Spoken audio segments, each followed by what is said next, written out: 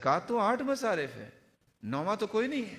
انما الصدقات للفقراء، فقیروں کے لیے جس کے پاس کچھ نہیں، والمساکین، مسکینوں کے لیے جس کے پاس ہے لیکن گزارا نہیں اس کا ہوتا، والعاملین علیہا، جو یہ کام کرتے ہیں ان کی تنخواہیں دی جا سکتی، والمؤلفۃ قلوبہم، جو دین کے قریب آ رہے ہیں غیر مسلم ان کی تالیف قلب کے لیے، وفی الرقاب، گردنوں کو آزاد کرنے کے لیے، والغارمین، کسی پہ کچھ چٹی آ گئی، وفی سبیل اللہ، اللہ کی راہ میں، وابن السبیل، کوئی عرب پتی ہے سفر میں لٹ گیا ہے پریشان ہے، اس کو زکوٰۃ کا مال دیا جا سکتا ہے کہ گھر پہنچ جائے۔ یہ 8 مصارف ہیں، 9واں کوئی نہیں ہے۔ امیر کو زکوٰۃ نہیں لگتی، ایک شخص آیا، 2 شخص آئے کہ اللہ کی رسول زکوٰۃ اپنے سر سے پاؤں تک دیکھا، فرمایا میں دے تو دیتا ہوں لیکن آپ پہ زکوٰۃ نہیں لگتی، سید پہ زکوٰۃ نہیں ہے۔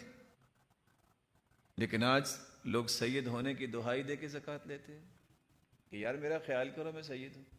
ہونا یہ چاہیے کہ ان کا ویسے خیال ہو۔ رسول اکرم صلی اللہ علیہ وآلہ وسلم نے جو ہمیں دین دیا ہے وہ کتنا خوبصورت ہے، ہمیں خود سے خیال کرنا چاہیے۔ زکوٰۃ کے معاملے میں یہ جو رویہ ہے کہ ہم اگلے سال تک تقسیم کرتے ہیں، نہیں، صحیح بخاری کی روایت پہ آ جاؤ، جو عباس رضی اللہ تعالیٰ نے اپنی 2 سال کی پیش کی زکوٰۃ پہلے ہی دے دی تھی، کہا جب زکوٰۃ کا حساب ہوگا پھر دیکھیں گے، ضرورت اس وقت میں ابھی دے دیتا ہوں۔